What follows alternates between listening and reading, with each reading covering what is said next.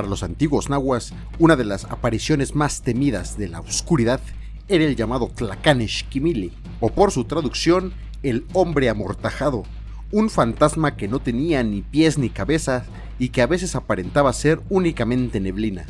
Pero esto solo era apariencia.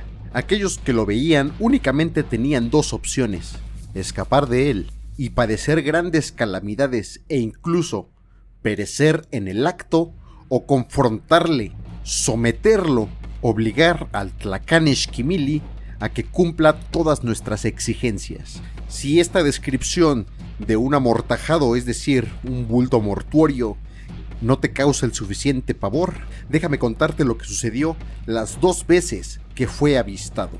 Hacia el final de la era tolteca, cuando ya empezaban a padecer los trabajos, se cuenta que en los caminos, un grupo de toltecas se encontró con un niño cuya piel era extremadamente pálida.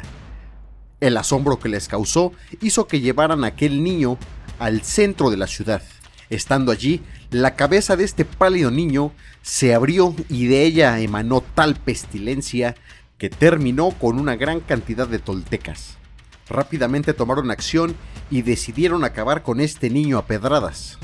Para sacar aquel cuerpo pestilente, ataron una gran cantidad de sogas, pero al arrastrarlo se dieron cuenta que pesaba de sobremanera, al punto en que algunas de estas sogas se rompían y quienes las estaban tirando también perecían.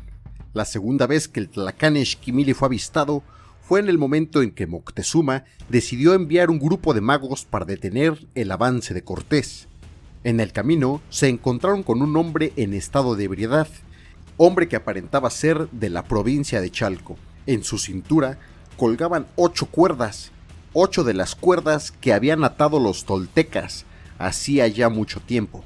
Este hombre les avisó que en aquel momento dejaba de proteger a México Tenochtitlan. Los magos se aterraron y le erigieron un altar, pero la decisión de esta forma del Tlacanexquimili ya había sido tomada.